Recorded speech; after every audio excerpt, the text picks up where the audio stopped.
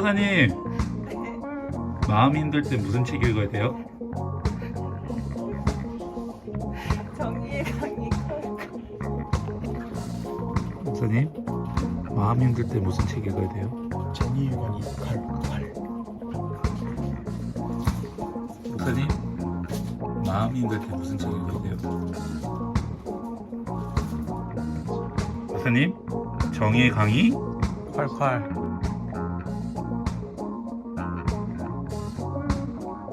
정의의 강의 콸콸. 이 책을 읽게 됐는데, 이 책에 저희 공동체가 전부 다 읽게 됐잖아요. 근데 이제 저희가 제일 중요한 부분을 감당하는 것 같습니다.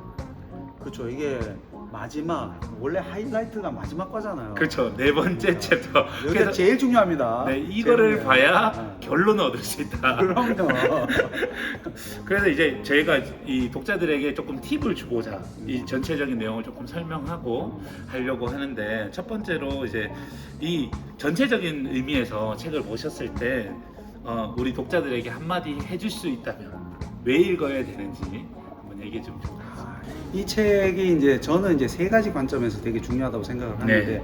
첫 번째 근원적 질문을 던져요. 무슨 말이냐면 처음에 1강에서 네. 마이클 샌델이 와가지고 이 도덕이 없는 이 시대에 예. 도덕의 가능성을 제시했단 말이에요. 음. 그래서 도덕이 이 땅에 가능하다. 그런데 이 책은 뭐라고 하냐?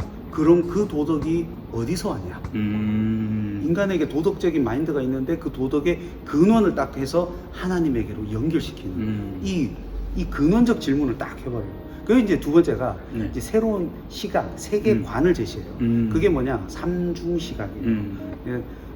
규범과 상황과 실존. 이 삼중 시각은 사실은 세계관이고 이제 생각의 틀일 수 있거든요. 예. 그래서 이 삼중 시각으로 세상 전체를 바라보면 이해의 폭이 넓어진다. 이해의 폭이 넓어진다. 그러니까 기가 네. 막히죠.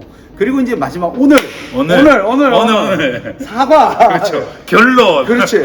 평안의 길을 제시한다. 평안의 길을 제시한다. 이게 기가 막힙니다. 이 평안, 참된 평안의 길을 이제 오늘 여러분들이 알 수 있을 겁니다. 그렇죠.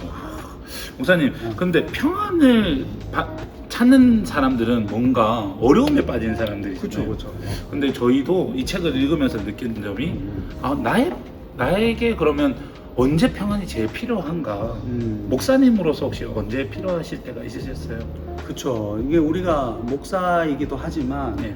우리도 평안이 아니라 불안이 올 때가 있어요. 네. 답답함이 올 때가 있어요. 네. 뭐 저 같은 경우에는 이제 원투원이나 성도님들 좀 만났을 때 예. 내가 아무것도 해결해 줄 방안이 없을 때 너무 어려운 상황이에요. 해줄 말이 없는 거예요. 맞아요. 그 상황에서 이거 뭐 내가 할 역할도 없고 이 상황에서 그냥 들어줄 수밖에 없는 그 상황에서는 이거 내가 어떻게 해야 되지? 이런 생각이 올 때가 있다는 거예요. 그럴 때 이게 예수 그리스도의 평안을 확 줄 수 있다면 너무 좋을 텐데 이런 생각을 하는 거죠. 그러니까 너무 큰 문제에 쌓여 있는 성도들을 볼 때 그쵸, 목자로서의 그 그렇죠, 안타까움이 있을 그때 또 근심이 생길 수도 있다는 그렇죠. 거죠. 그래서 저도 그런 부분이 있는 것 같아요. 뭔가 메시지를 올바르게 전달해서 변화시켜 주고 싶고 잘 전달하고 싶은데 뭐 하나님 앞에 너무 부족한 제 모습을 볼 때 근심에 갑자기 조금은 쌓이기도 했던 것 같습니다. 그러면 이 책 읽으면 이제 그 근심 없어지는 거죠? 그럼요. 이 메커니즘을 알게 돼요. 그렇죠. 길이 열린다. 그렇지. 길이 열린다. 우리가 이 불의한 세상에서 네. 평안이 없는 이유를 알게 되고 네. 거기에서 참된 평안으로 가는 근원적 이유를 딱 제시하니까 네. 알고 접근하느냐 네. 모르고 그냥 당하느냐 그렇죠. 이 천지 차이거든. 모르고 당하느냐 아느냐 이 차이인데, 그렇지. 그럼 첫 번째 질문 제가 잠깐 해보면 제가 이제 총 3가지 질문을 요약해왔는데 세 가지나 됩니까? 네. 근데 이 예수님이 그러면 주는 뭔가 평안이 있다고 이 책에서 말하는데 그렇죠. 그럼 어떻게 해야지 우리도 누릴 수가 있죠 이거를? 평안의 근원은 1차적으로 하나님과의 화평, 하나님과의 평안이 전제되지 않으면 모든 평화가 가짜이고 페이크일 수가 있어요. 그러니까 우리가 다른 문제 때문에 어려운 것 같은데 근본적으로는 하나님과의 관계라는 거죠. 그렇죠. 이게 메커니즘을 알 수 있는 그 첫 번째 단계입니다. 하나님과의 평안을 먼저 점검을 해라. 문제에서 잠깐 떨어져서 하나님과의 관계를 점검하라. 그 다음에 어떻게 해야 되냐면 네. 예수님이 평안을 누리셨던 그 모델을 봐야 되는 거예요. 모델. 근데 예수님이 어떻게 했냐라고 보면 성부, 성자, 예수님 네네. 그리고 성령 안에서 완벽한 평안의 균형을 이뤘다는 거예요. 완벽한 평화의 균형. 네. 그럼 우리도 그렇게 따라해서 접속을 해야 되는 거잖아요. 그렇죠, 그렇죠. 말씀하신 아까 메커니즘 가운데서 예수님 안에서 우리가 죄를 용서받은 것을 확인하고 그 의를 넘겨받을 때에 우리도 성부, 성자, 성령님의 균형 잡힌 그 모습처럼 될 수 있다는 거죠. 그렇죠. 네. 이게 이제 근원적인 문제를 해결하는 거예요. 이게 해결이 안 되면 모든 평안이 안 된다는 거예요. 그래서 예수님께서 그걸 해결하셨다는 것을 우리가 이제 넘겨받는 거예요. 아주 중요한 포인트입니다. 그러니까 예수 그리스도 안에서 누리는 하나님의 평화를 다시 회복하기 위해서 그렇죠. 예수님 앞에 접속된다. 그렇죠. 접속된다. 그러면 제가 이제 두 번째 생각, 그럼 어떻게 접속해야 되나? 제자들에게도 여러 가지로 알려주셨는데 그 주님의 통치를 수용하는 나름의 우리가 해야 될 노력도 있을 것 같더라고요. 그렇죠. 우리도 할 수 있는 게 있습니다. 그래서 이제 이 책에서는 뭘 제시하냐면 네. 주님의 통치를 하나님의 평안과 하나님께서 이제 예수 그리스도를 통해서 이 땅에 그 주님의 통치가 임했는데 그걸 네. 우리가 받아들여야 돼요. 받아들이는 그렇죠. 그런데 네 가지의 구체적인 팁을 제시합니다. 네 가지 팁. 여러분 잘 들으셔야 돼요. 순서대로 하시면 됩니다. 아, 그렇지. 첫 번째가 뭐냐? 회개예요. 회개. 회개가 없으면 아까 말했던 그 근원적 통치의 기본이 일단 상쇄가 되는 거예요. 하나님과의 자녀로서의 올바른 관계가 있더라 하더라도 이것을 해결해야 된다는 그렇죠. 거죠. 하나님의 공의가 회복이 되려면 우리가 하나님과의 평화를 먼저 맛봐야 되는데 이 첫 번째 단계가 회개가 있어야 하나님과 평화가 회복이 된다. 이 간단한 것 같지만 이게 제일 첫 번째. 그럼 두 번째는 뭐죠? 그 다음에 정의예요. 정의. 바르게 살아야 된다. 그러니까 기도만 해서는 안 된다는 거죠. 그렇죠. 기도도 중요한데 네. 그 다음에 우리가 바르게 살아야 돼요. 음. 이게 참된 평안으로 가는 정말 중요한 게입니다. 예를 들어 제가 결혼했지 않습니까? 네네. 우선 결혼했죠. 그렇죠, 결혼했죠. 우선 결혼했는데 사모님과의 관계에서 예를 들어 불이 네. 다른 여자에게 마음을 안 주고 안 되죠. 안 되죠. 안 되지. 안 됩니다. 안 되지. 그리고 바르게 살면 마음이 평안해요. 그렇죠.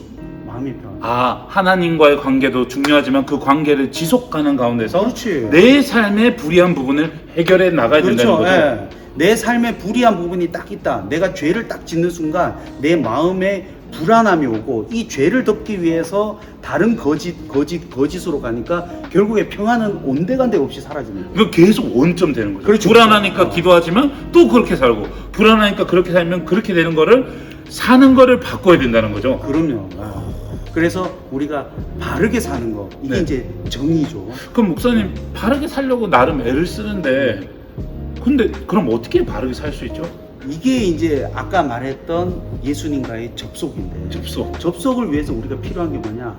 오늘의 경건, 우리가 살고 있는 경건들이 필요한 거예요. 근데 이것을 위해서 이제 그 중에 이 책에서 뭘 제시하냐? 네. 기도를 제시합니다. 이게 돌림 노래 같지만 처음에 죄를 고백하고 내 삶을 점검한 다음에 그때 이제 그 모습으로 하나님께 접속돼야 된다는 거죠. 그렇죠, 그렇죠. 그래서 이제 우리가 기도가 필요하고 경건 활동들이 필요합니다. 그럼 이제 좋은 것들이 내 안에 채워져 나간다는 거죠. 그럼요. 그럼 마지막에 이렇게 기도하고 살고 있는 사람은 그럼 한 가지 더 있다고 책에서 말했는데 뭔가요? 그게 이제 신뢰입니다. 신뢰. 이제 온전히 믿고 이제 전심으로 의지하는 거예요. 그리고 이거는 내 이전의 그 평안의 경험에서 오는 거예요. 예를 들어서 불안했을 때 내가 하나님과의 관계를 회개를 통해서 회복하고 그 다음에 정의를 올바르게 삶을 통해서 마음의 평안을 회복하고 기도 경건을 통해서 이 관계를 통해서 평안을 회복했던 이 과거의 경험 이 경험 그래 지금 또 다른 불안이 왔을 때 하나님께서 또 해결해 주실 것이다 라는 믿음과 신뢰가 그때서야 딱 생기는 거예요. 그러니까 이런 거죠. 예를 들어서 제가 표현해 보면 수련회를 통해서 회개하고 그렇지. 거듭나고 변화된 이 경험을 가지는데 계속 수련회를 할 수는 없잖아요. 그렇지. 그 때문에 삶에서 작은 예배자로 살아가면서 승리했던 경험을 가지고 승리의 경험. 승리의 경험을 가지고 그렇죠. 예수님을 계속 신뢰하고 신뢰하는. 그렇죠. 아, 반복된 승리를 경험해야 된다 이 말인 거죠. 지금 수련회 홍보하려고 하는 거 아니죠? 수련회 오셔야 됩니다, 여러분. 아포슬은 수련회. 이거 이상하게 가는 거 같은데. 아닙니다. 저희 절대 그러지 않아요. 수련회가 참 회복이다. 정의의 강은 그때 그런다. 수련회도 하여튼 좋은 도구 가운데 하나입니다. 네, 그렇죠. 그러니까 여러분들이 수련회 지금 이제 막 받고 있는데 열심히 참석하세요. 네. 여러분 할 수 있습니다. 목사님, 네. 그러면 오늘 여러 가지 이야기 나눴는데 그래도 아직 책을 읽지 않는 지체들이 있을 거예요. 이 책은 뭐다? 이 책은 뭐다라고 혹시 한마디로 요약해 주신다면? 뭐 저는 제 입장에서는 이 책은 뭐 처음부터 끝까지 가면서 진짜 평안을 얻기 위한 방법이 뭔가 이거예요. 정의가 드러난 이유가 뭐냐? 불의한 세상 때문에 정의를 말을 하잖아요. 그래서 참된 평안은 예수 그리스도에게 있고 거기에만 진짜 공의와 평안이 있다라는 거예요. 이게 없으면 모든 평안은 가짜 평안이다. 그럼 가짜 평안을 가지고 있는 우리 모두 다 한 번씩은 봐야 될 책이라는 거죠. 그렇죠, 그렇죠. 그래서 나를 점검하게 하는. 저는 이제 이 친구들에게 한마디 해주고 싶으면 여기 있는 역대하 16장 9절을 제가 읽으면서 되게 마음에 와닿는데 여호와의 눈은 온 땅을 두루 감찰하자 전심으로 자기에 향하는 자들에게 능력을 베푸시는. 그러면 전심으로 어떻게 해야 되는지를 알려주는 책이다. 안 읽으려는 친구도 있을 건데 그러니까 한마디로 마무리를 분명히 해주신다면 있어. 이렇게 기가 막힌 책인데 아무리 읽으라 해도 꼭 이거 사명감을 가지고 안 읽는 친구들이 있어요. 그러면 안 되는 거죠. 그러지 마세요. 근심에 계속 쌓이지 말고 한 번만 믿어봐라. 한번 읽어보세요. 네, 한번 읽어보세요. 그리고 우리가 이제 더보기란에 질문 2개를 넣을 거예요. 오, 영상에 퀴즈가 나간다는 거죠? 더보기란을 딱 보면 퀴즈 2개가 나오는데 거기에 대한 답을 댓글로 딱 해주시면 이 4챕터를 읽고 댓글에 달아주시면 저희가 추첨을 통해서 정말 귀중한 선물이 선물도 가고 근심도 해결하고 그렇지. 삶의 메커니즘도 세워보자. 잘할 줄 믿고 우리 한번 이 얘기 정의 강의 칼칼하고 한번 마쳤으면 좋겠습니다. 정의 강의 칼칼. 여러분 승리하세요.